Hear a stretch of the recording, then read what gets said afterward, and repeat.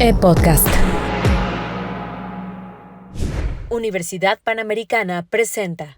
Vivimos en una generación que se siente cansada, se siente como agotada y uno se da cuenta rápidamente de que ha disminuido el horizonte de futuro porque los jóvenes no quieren tanto ya proyectar su vida hacia adelante como más bien sacarle el jugo que pueda ofrecer el presente. Entonces usan frases como YOLO, You Only Live Once, solo vives una vez, que lo que quieren decir en el fondo es, mira, despreocúpate porque el futuro es tan incierto y tan ambiguo que lo que nos conviene ahora es simplemente enfocarnos en divertirnos hoy, ahora y distraernos. Y ya veremos, mañana será otro día. El siglo XX ha sido el siglo más cruento de toda la historia.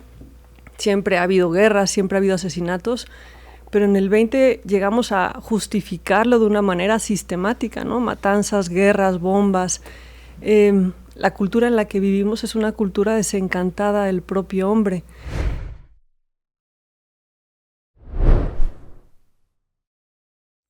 Hola, ¿qué tal? Me da mucho gusto saludarlos nuevamente en una versión, en un segundo programa de Diálogos con Visión Panamericana. Yo soy José Antonio Lozano Díez, académico del IPADE y de la Universidad Panamericana. Este programa es una colaboración de la Universidad Panamericana, Grupo Imagen y Excelsior Podcast, un espacio para abrir conversación sobre temas de interés social y de la agenda pública, abordándolos con profundidad, análisis y con perspectiva humana desde la voz de nuestros expertos de la Universidad Panamericana.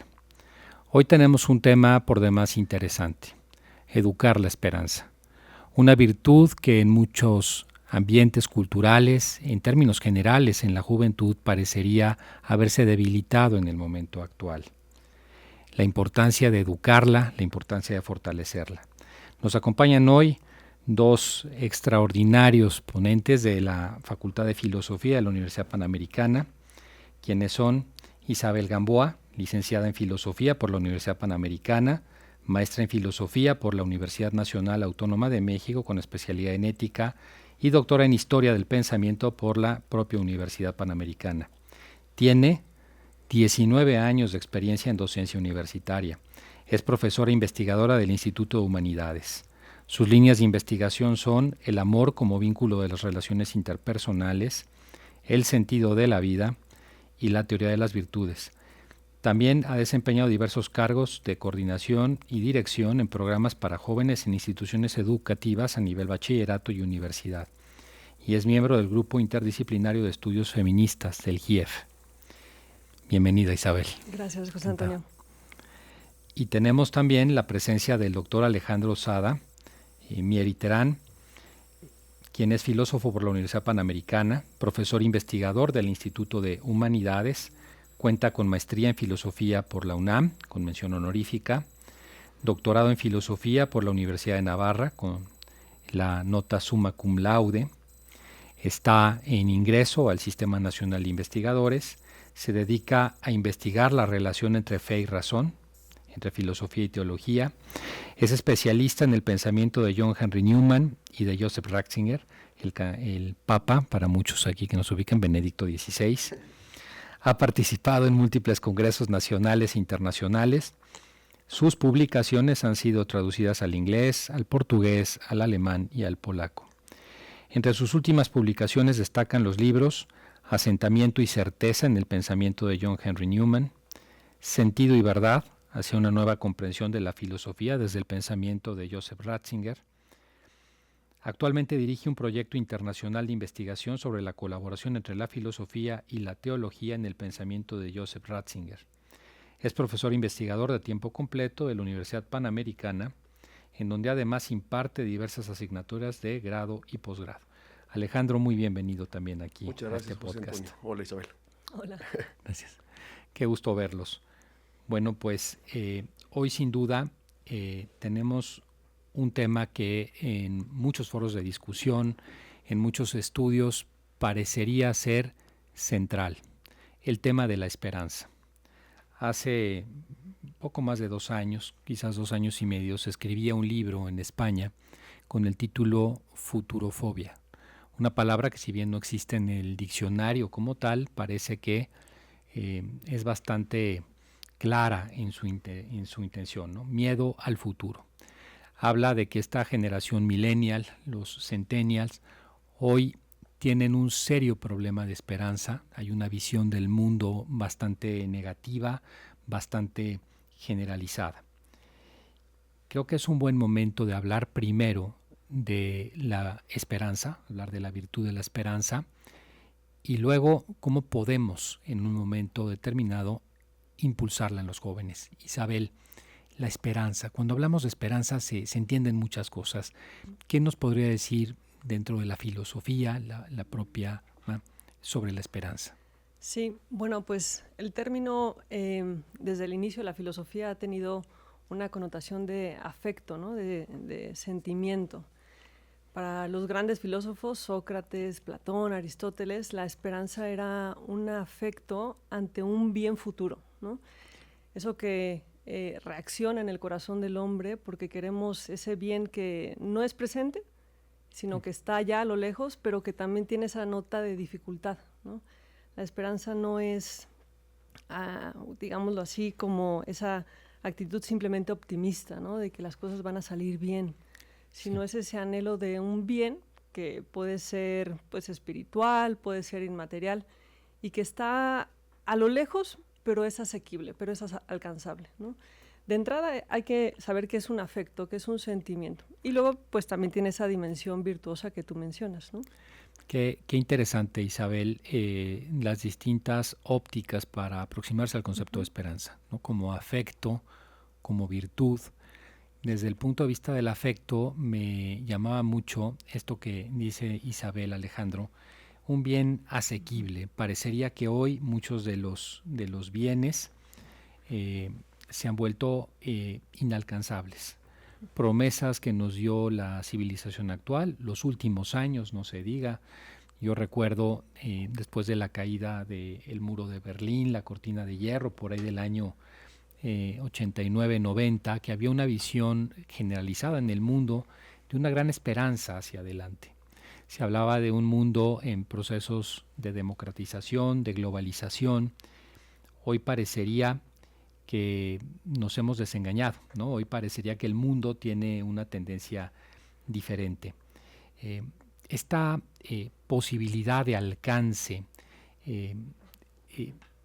percibes que se puede estar perdiendo en la juventud. Tú además eres profesor en grados a gente muy joven, le das clase, yo creo que tienes mucho esa percepción, ¿no? Sí, también estoy en contacto con jóvenes a nivel preparatoria, bachillerato, y sí, me parece que en efecto vivimos en una generación que se siente cansada, se siente como agotada, y uno se da cuenta rápidamente de que ha disminuido el horizonte de futuro, porque los jóvenes no quieren tanto ya proyectar su vida hacia adelante como más bien sacarle el jugo que pueda ofrecer el presente. Entonces usan frases como YOLO, You Only Live Once, solo vives una vez, que lo que quieren decir en el fondo es, mira, despreocúpate porque el futuro es tan incierto y tan ambiguo que lo que nos conviene ahora es simplemente enfocarnos en divertirnos hoy, ahora, y distraernos, y ya veremos, mañana será otro día para preocuparnos de mañana, ¿no? Entonces un poco es una actitud de, bueno, puesto que el futuro no tiene mucho que ofrecerme,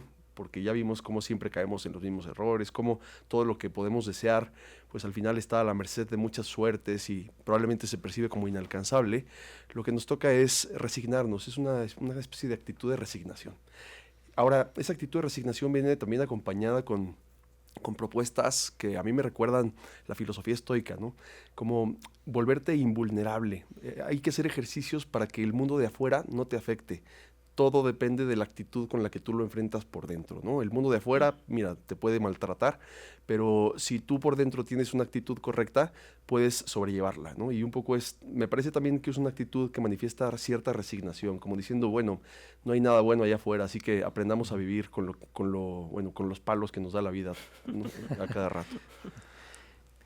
Parecería eso, ¿no? Parecería que veníamos de un mundo con muchas posibilidades, con grandes promesas, y hoy se convierte en este mundo. Efectivamente, yo también lo escucho, vive el momento. El otro día, Isabel, escuchaba a una psiquiatra que ahora ha tomado mucha popularidad en grandes ámbitos, a Marian Rojas, que decía Marian Rojas Estapé que hemos cambiado, ella le da la impresión de que se ha cambiado mucho en las personas la idea de sentido, esa idea de finalidad, ¿no?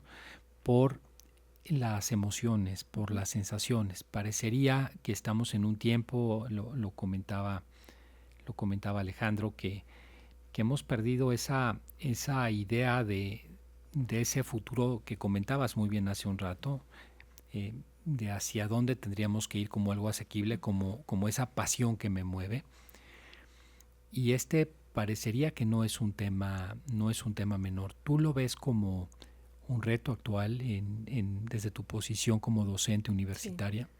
Sí, o sea, yo creo que la labor que se hace desde el aula, pero también en la familia, está tratando de responder a todo un contexto que no es nada más de los jóvenes, me parece, sino de una cultura que ya lleva bastantes decenios, me parece, decepcionada del propio ser humano, ¿no? En filosofía solemos decir que estamos en una época que se llama posmodernidad, ¿no? Y una de las características de esa época justamente es haber transitado de la confianza en el ser humano, en su capacidad racional, en su capacidad de medir, de predecir, de manipular el entorno, pero que resultó que nos defraudó, ¿no? O sea, la modernidad pues enalteció en primer lugar a esa capacidad que tenemos pues de organizar la realidad, ¿no? De creer, eso creían los ilustrados, los modernos, que llegaríamos a un momento como de paz y de justicia social, y pues no fue así, ¿no? O sea, el siglo XX ha sido el siglo más cruento de toda la historia. Siempre ha habido guerras, siempre ha habido asesinatos, pero en el 20 llegamos a justificarlo de una manera sistemática, ¿no? Matanzas, guerras, bombas. La cultura en la que vivimos es una cultura desencantada del propio hombre. Sin embargo, el ser humano no existe en general, ¿no? Existe en lo particular, y cuando seguramente Alejandro y tú también lo percibes en el aula, encuentras esa experiencia de inducción, de educación, ¿no? De llevar a las personas otra vez a confiar en sí mismo, en sus capacidades de construir, pues es algo que definitivamente abona de una manera muy concreta a esta esperanza, ¿no? O sea, que tenemos un contexto difícil, sí, pero es un contexto en donde se necesita justo la educación, ¿no? Esto que comentas, Isabel, me parece que ha sido una de las grandes tragedias de la modernidad, el haber confiado en que los sistemas iban a dar una respuesta total al ser humano, ¿no? Que el hombre iba a encontrar de alguna forma en estos esquemas una respuesta más allá inclusive de cualquier búsqueda interior, ¿no? Parecía que había unas promesas de orden político, de orden económico, y este punto que me parece muy interesante, lo que ha puesto Isabel sobre la mesa, Alejandro, parecería que fue como que se pecó, por lo menos diríamos, de ingenuidad en la modernidad, ¿no? Como que nos separamos de una visión más realista de la persona. Parece ser que la vida de las personas es de claros oscuros, ¿no? No hay esa idea o ese ideal de un mundo feliz en todo el sentido de la palabra, en el que no haya defectos, no haya sufrimiento, no haya áreas de oportunidad permanentes para el ser humano, ¿no? Parecería que nos olvidamos que las personas somos seres por definición inacabados e inacabables. ¿Cómo podríamos, Alejandro, tú que has estado tan metido en el desarrollo del pensamiento de Joseph Ratzinger, dar una educación más realista desde ese punto de vista, ¿no? ¿Cómo se puede encontrar dentro de esta realidad, con esos claros oscuros, un sentido para una felicidad profunda, ¿no? ¿Cómo podemos lograr, a pesar de este mundo, tú lo comentabas muy bien, oye, pues parece que hay una resignación estoica? Bueno, ¿cómo podemos dar el otro paso, más allá de la resignación estoica, ¿no? ¿Cómo encontrar sentido en todo esto? Es una pregunta tremenda, ¿no? Pero yo creo que al final lo que buscamos todos es la felicidad, que muchas veces la expresamos con la palabra alegría. Queremos estar alegres. Por el contrario, lo que no nos gusta y lo que no soportamos es la tristeza. Ahora, la felicidad y la tristeza solamente existen cuando se ama algo. porque la alegría se experimenta cuando se posee aquello que se ama, mientras que la tristeza, por el contrario, se experimenta cuando aquello que se ama no se puede alcanzar o a uno se lo quitan, ¿no? Entonces, parecería que hay como varias estrategias a hacer aquí. Una estrategia que es la estoica, bueno, dejemos de amar tanto, porque si dejamos de amar, también disminuye nuestra tristeza. No tenemos ya de qué entristecernos porque no necesitamos nada. Por otro lado, también nos quitamos la capacidad de alegrarnos, ¿no? Viene el paquete completo, ¿no? Pues no nos entristecemos, pero tampoco nos alegramos. Yo creo que hay que buscar por dónde alegrarnos, hay que buscar el bien que realmente nos alegra. Esta es la clave, me parece. Hay que amar mucho, ¿no? No hay que decirle al corazón no ames y entonces te quedas sin tristeza, pero también sin alegría, sin vida. Hay que decirle al corazón, al contrario, ama mucho, pero hay que encontrar el sitio adecuado para colocar el corazón. Si colocamos el corazón en cosas que van y vienen con demasiada facilidad, constantemente estamos viviendo miedo, angustia y tristeza. Entonces hay que poner el corazón en roca firme. Me parece que la pregunta es, ¿en dónde está esa roca firme en donde podemos depositar nuestro corazón para experimentar la alegría que realmente queremos y buscamos, ¿no? Qué gran punto, Alejandro. Yo creo que has dado en el dato. Ahora yo cada vez veo más literatura estoica. Hay una cantidad de libros, ¿no? Impresionante.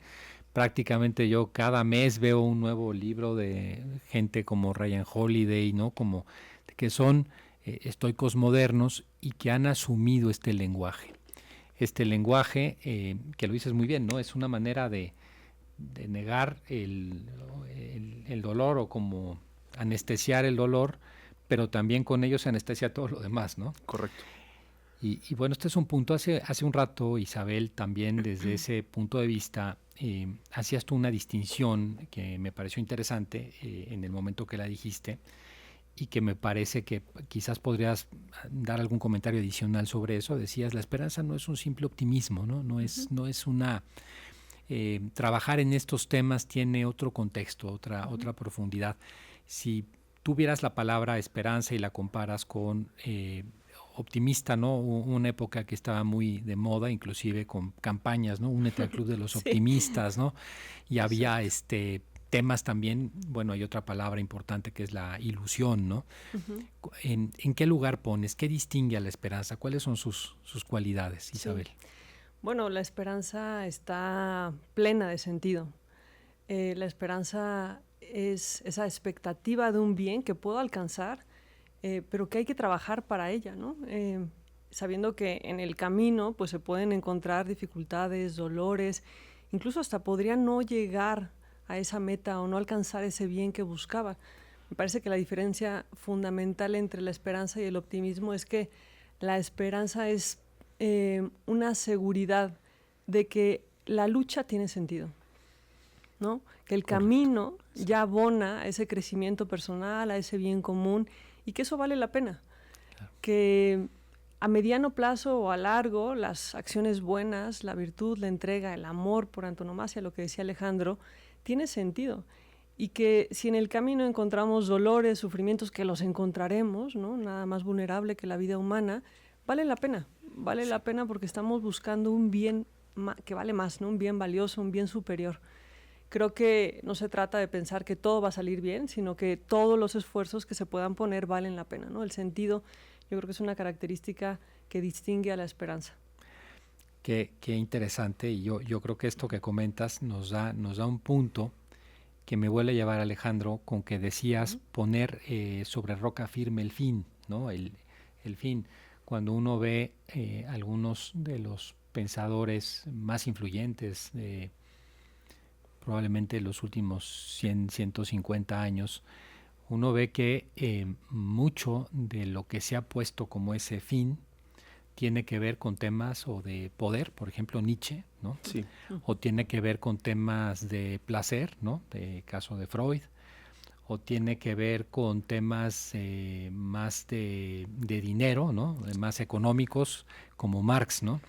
Y parecería que hemos estado desde hace pues ya décadas, más de un siglo, dando vueltas sobre estos temas, y parecería que seguimos sin enfocarnos en lo correcto.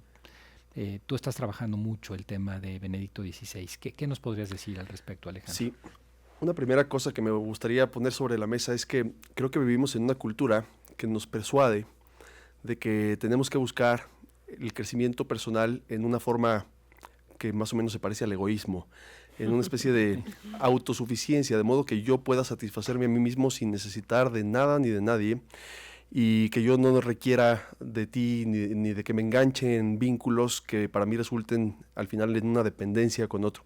Entonces una cultura individualista que nos propone un proyecto muy solitario, de modo que cada quien tiene sus proyectos, sus sueños, y el momento en el que compartimos proyectos con otros, en realidad es porque encontramos algo en común que nos interesa a ambos, pero a mí no me interesas tú, me interesa lo que saco de ti para mi proyecto, y a ti te interesa lo que sacas de mí para tu proyecto, y al final cada quien se encuentra como encerrado en el agujero de su proyecto, en una especie de soledad que, esta es la gran trampa. Me parece que los personalistas del siglo XX se dieron cuenta de que el ser humano no es una realidad acabada, que después accidental y secundariamente se relacione con los demás como por casualidad, sino que las relaciones son el lugar en donde el ser humano es ser humano. Entonces, no es un medio para que el yo se haga a sí mismo cada vez más rico en su soledad, sino que las relaciones deben de ser el lugar en el que el yo encuentra sentido.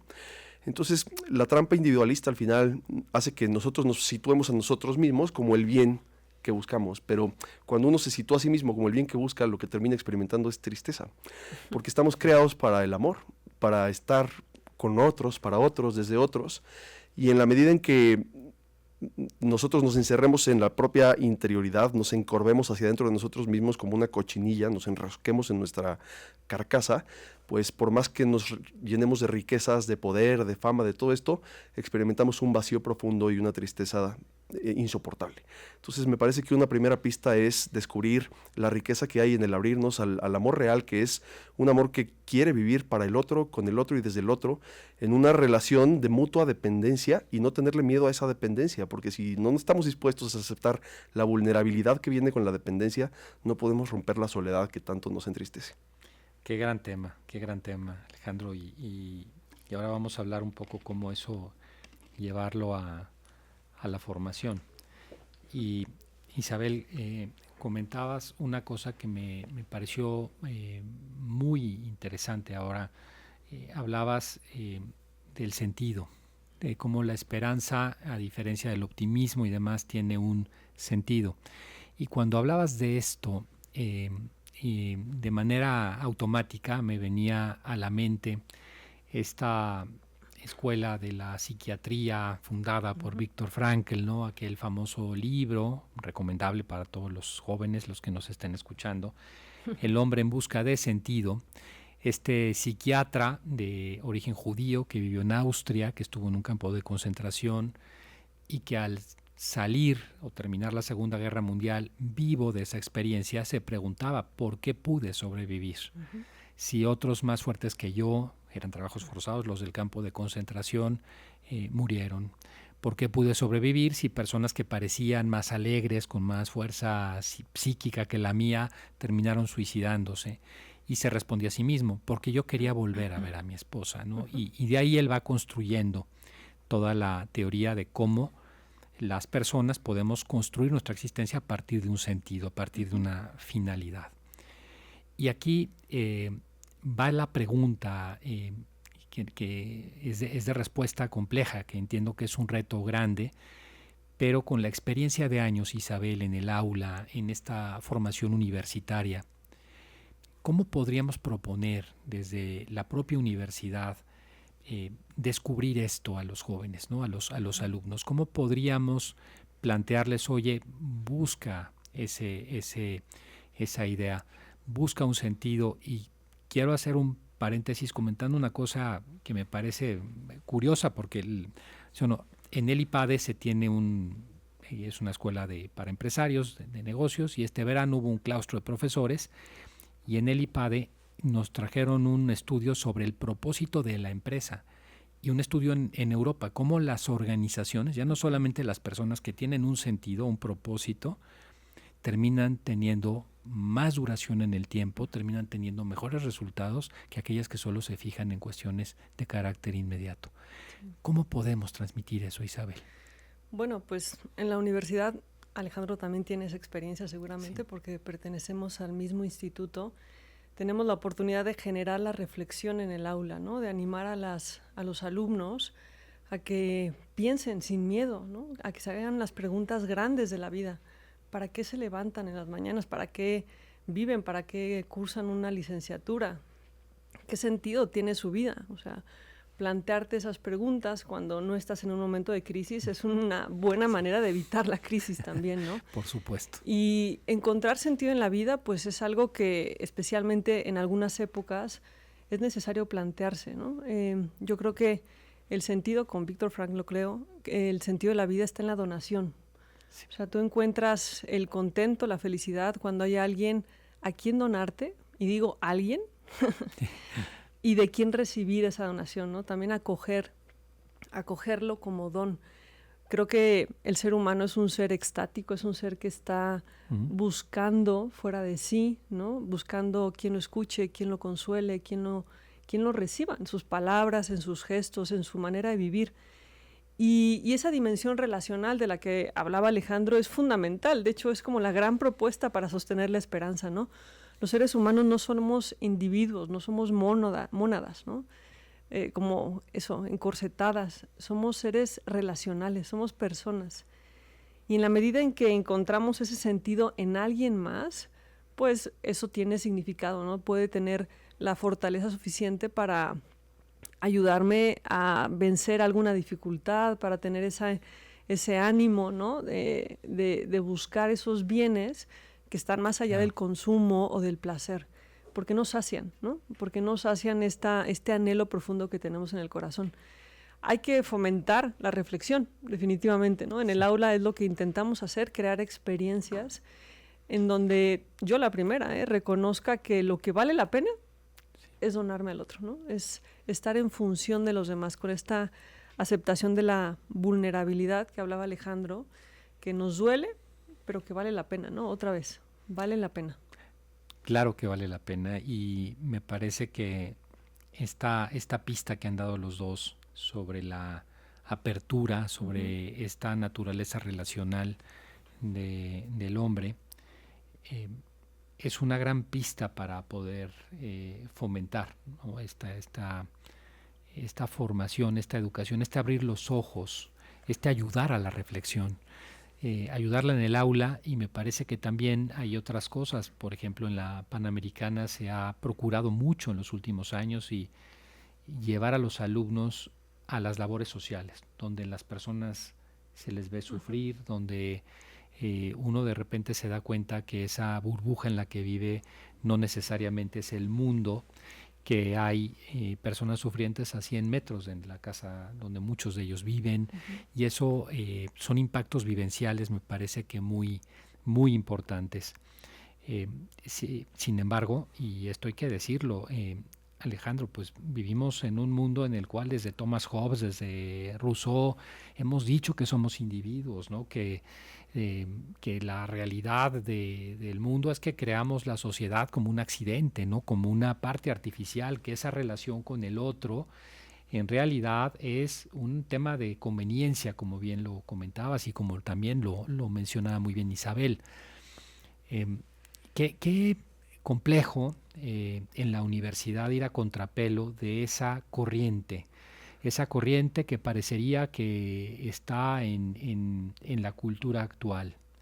Pero al mismo tiempo, qué interesante de repente en el aula que alumnos que jamás habían oído hablar de esto se maravillan, ¿no? Sí. Esto lo empezamos a descubrir y eso pasa mucho, ¿no?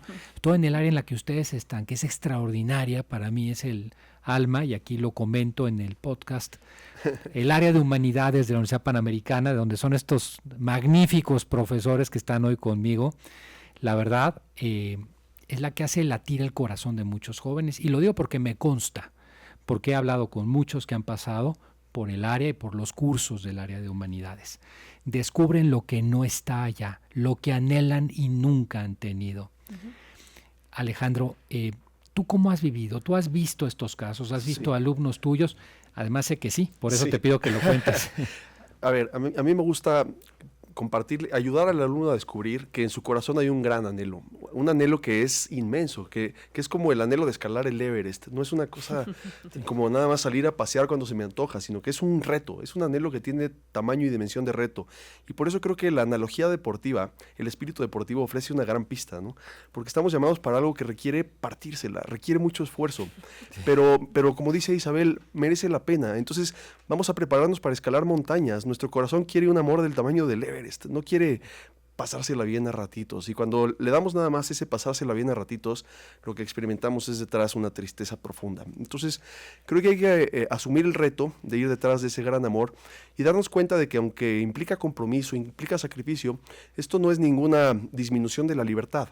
La libertad es una de las cosas que más deseamos todos, ¿no? Lo que pasa es que creo que la tenemos muy mal entendida, porque queremos pensar en la libertad como algo que nos permite hacer lo que queramos cuando queramos, sin que nadie nos diga qué hacer. En realidad, la libertad está conectada con el para qué de nuestra existencia. Estamos creados para el amor, esa es la razón de ser, de que seamos libres. La libertad y la capacidad de amar, yo diría, son sinónimos. El problema es que amar es muy difícil. Si yo te pongo un violín aquí y te digo, eres libre para tocar la partita número 2 de Bach, pues a lo mejor tienes muy buenas intenciones, pero no tienes la libertad para tocar esa partita. Y si quieres llegar a tener esa libertad, tienes que someterte a una tremenda disciplina y a una preparación rigurosa. Entonces, para alcanzar la libertad del amor, para poder amar realmente y ser amado realmente, uno requiere entrar en un serio compromiso y tomarse su vida muy en serio. Pero vale la pena, porque al final lo que hay es plenitud, es la plenitud del Everest que estamos buscando, ¿no? Que queremos ser amados y amar profundamente y ser muy libres para el amor. Bueno, a mí la verdad, escucharte de Isabel, a ambos, me conmueve mucho porque he visto los casos de los alumnos que han pasado por ustedes. He visto cómo ustedes han entendido muy bien, y lo entendemos muy bien, que formar a las personas no es enseñar cosas, nada más. Claro que hay que enseñar cosas, pero el tema se vuelve algo mucho más profundo cuando implica a la persona entera. Y yo creo que el área de humanidades eso lo tiene muy claro.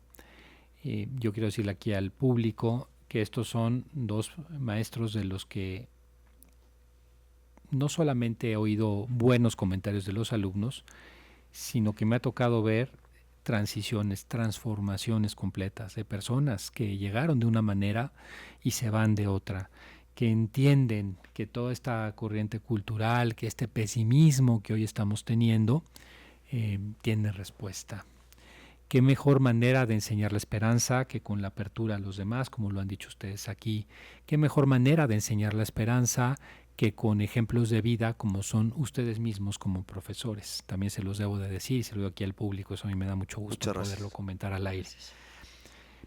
Y bueno, pues me parece que hoy se vuelve un reto fundamental devolver la esperanza. Me parece que en donde no hay esperanza, no hay nada que hacer, ¿no? Quizás uno de los peores males que le puedan pasar a las personas es la pérdida de la esperanza, porque entonces se acaban las fuerzas, esas reservas interiores para salir adelante, ¿no? A pesar de estas dificultades de las que ambos han hablado, estos retos, estos Everest, pues sin esperanza no caminan mucho. Alejandro. Sí, me gustaría añadir, si nos quedan unos minutitos, me gustaría decir que es cierto, tener un gran amor nos abre a otro, nos hace descubrir un sentido fuera de mí, que le da una explicación a mi vida, pero también estamos aguijonados por algo que es todavía más dramático, que es el tema de la muerte, ¿no? Decía Gabriel Marcel que amar era una rebelión contra la muerte, ¿no? Amar es decir, tú no puedes morir, no hace sentido que el sentido de mi vida perezca. Entonces también tendemos hacia una resignación, porque si ponemos nuestra esperanza en los amores y al final todos nuestros amores mueren, volvemos a la misma pregunta del inicio, ¿y entonces qué hacemos, no? Entonces, precisamente recordando a Benedicto XVI, él hablaba de un amor más grande, de un amor que está detrás de toda mi vida y que está detrás del universo y que es más grande que la muerte y que tiene una respuesta para mí incluso para esa inquietud que es la muerte y la muerte de mis seres queridos. Entonces, creo que abrirnos ya a la esperanza en sentido pleno es tratar de abrirnos paso hacia ese gran amor que nos espera incluso detrás de esa barrera que nos aterra, que es la muerte. Bueno, has tocado algo verdaderamente ahora sí que tocaste la fibra última, Alejandro, cosa que me da mucho gusto. Pueden ver, yo tengo que decir una cosa, yo tengo además hijos que ya pasaron por la preparatoria y que han sido alumnos de Alejandro Sada, por lo tanto yo tengo algo que decir al respecto. Isabel, sí, con todos esta maravilla, estos años, tanto en filosofía como ahora en humanidades, este tema, la esperanza, volvernos mensajeros de esperanza, ¿qué mensaje final podrías darnos aquí en este podcast? Bueno, yo creo que eso, como mensajeros, como testimonios de la esperanza, hay que recordar, volver a reafirmar otra vez que el amor que nos sostiene, este amor del que hablaba Alejandro, no está condicionado y no depende de nosotros, ¿no? Que es mucho más grande.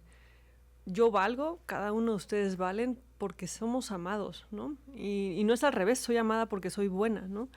Creo que reconocer ese valor de la persona, volver a confiar, ¿no? No educar para la desesperanza ni con miedo, es algo que a veces ya vemos, ¿no? En los niños, pues tiene que fundarse en esta certeza. O sea, el ser humano es valioso y tiene una grandeza y está llamado a una grandeza de espíritu que está muy por encima de las dificultades que ahora vivimos, ¿no? Definitivamente las crisis, las guerras, no sé, el abatimiento que tenemos psíquico y que pulula por ahí, pues son retos, pero son retos que vale la pena afrontar confiando en el valor del ser humano, ¿no? En el valor de la vida, en el valor de las relaciones humanas, que justo porque son de un profundo valor, pues hay que lucharlas, ¿no? Vale la pena volver a ponerlas como una prioridad más allá del placer, del consumismo, del poder incluso, ¿no? Y creo que si nos volvemos a fincar en ese valor, ¿no? En el valor que tiene cada ser humano,